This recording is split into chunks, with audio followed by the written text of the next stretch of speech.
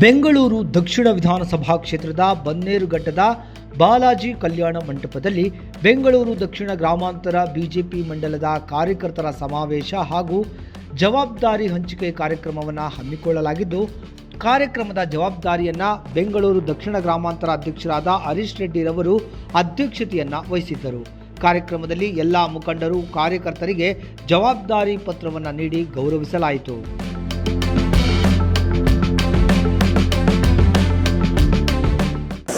ಎಲ್ಲ ಕಾರ್ಯಕರ್ತರಿಗೆ ಪಾರ್ಟಿಯ ಅಧಿಕಾರ ಕೊಡುವಂಥ ಕಾರ್ಯಕ್ರಮನ ನಮ್ಮ ನೆಚ್ಚಿನ ಅಧ್ಯಕ್ಷರಂತ ಹರೀಶ್ ರೆಡ್ಡಿಯವರು, ರಾಜಶೇಖರ್ ರೆಡ್ಡಿಯವರು, ಭಾರತಕ್ಕ ಅವರು ಎಲ್ಲರೂ ಇವತ್ತು ಭಾಳ ವಿಜೃಂಭಣೆಯಿಂದ ವಿಶ್ವಾಸದಿಂದ ಪಾರ್ಟಿಗೆ ಶಕ್ತಿ ತುಂಬುವಂಥ ಕೆಲಸವನ್ನು ಮಾಡ್ತಾಯಿದ್ದಾರೆ.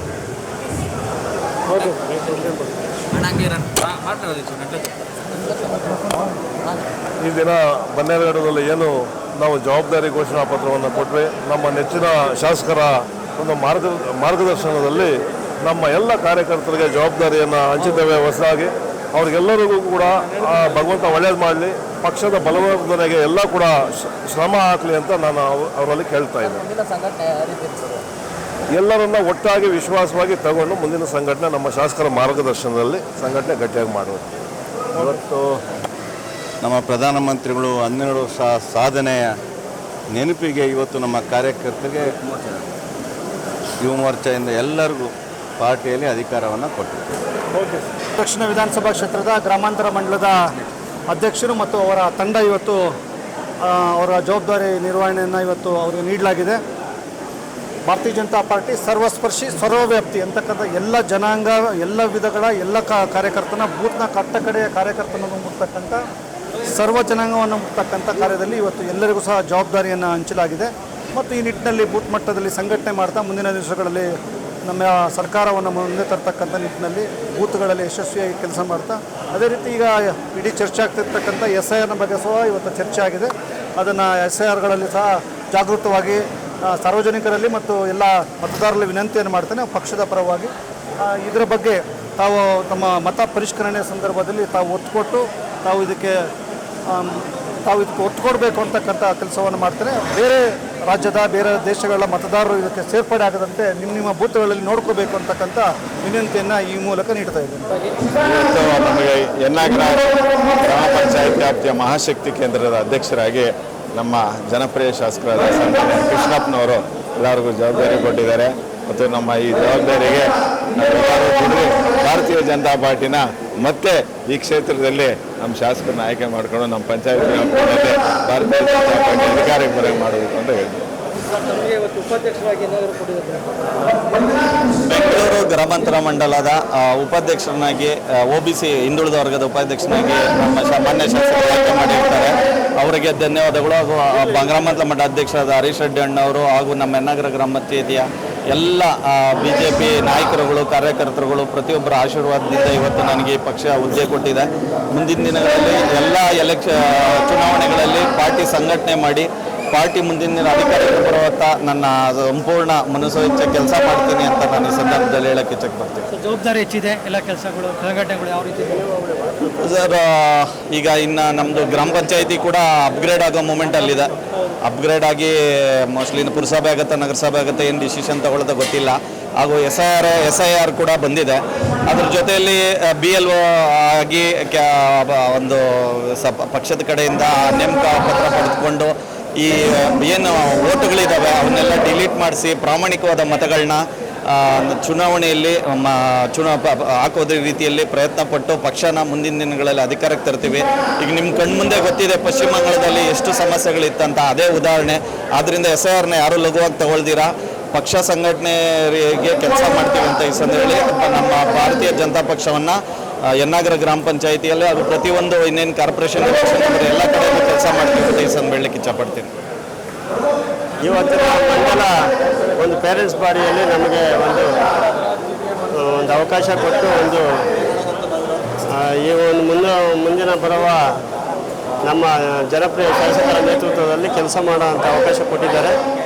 ನಾವು ಇಲ್ಲಿ ಹೆನ್ನಗರ ಗ್ರಾಮ ಪಂಚಾಯತಿಯ ಒಂದು ಸದಸ್ಯರಾಗಿ ಮತ್ತು ತಾಲೂಕು ಪಂಚಾಯತಿ ಸದಸ್ಯರಾಗಿ ಕೆಲಸ ಮಾಡ್ಕೊಂಡು ಬಂದಿದ್ದೀವಿ ಇಲ್ಲಿಂದ ಮುಂದೆ ಇಲ್ಲಿವರೆಗೂ.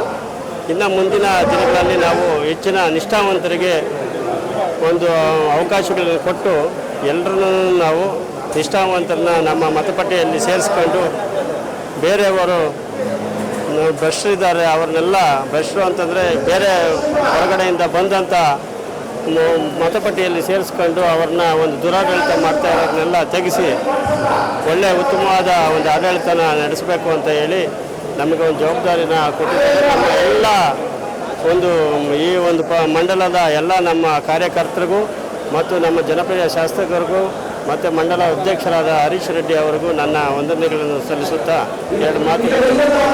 ಮೊದಲನೇದಾಗಿ ಎಲ್ಲ ಹೊಸ ಅಧ್ಯಕ್ಷರು ಮತ್ತು ಉಪಾಧ್ಯಕ್ಷರು ಮತ್ತು ಎಲ್ಲ ಕಾರ್ಯದರ್ಶಿಗಳಿಗೆ ಶುಭಾಶಯಗಳನ್ನ ಕೊಡ್ತಾ ಇದ್ದೀನಿ. ಮೊದಲನೇದಾಗಿ ನಮ್ಮ ಕೃಷ್ಣಪ್ಪನವರಿಗೆ ಈ ಕ್ಷೇತ್ರದ ಶಾಸಕರು ಅವರಿಗೆ ಇನ್ನೂ ಒಳ್ಳೆ ಶಕ್ತಿ ತುಂಬಲಿ ಮತ್ತು ನರೇಂದ್ರ ಮೋದಿಯವರ ಆಶಾಭಾವನೆಗಳಿಗೆ ನಮ್ಮೆಲ್ಲರ ಒಂದು ಶಕ್ತಿ ಅವರಿಗೆ ಕೊಡೋಣ ಅಂತ ಈ ಕ್ಷೇತ್ರದ ಒಳ್ಳೆಯ ಅಭಿವೃದ್ಧಿನ ಕಾಣಲಿ ಅಂತ ನಾನು ಈ ಸಂದರ್ಭದಲ್ಲಿ ಹೇಳಲಿಕ್ಕೆ ಇಷ್ಟಪಡ್ತಾ ಇದ್ದೀನಿ.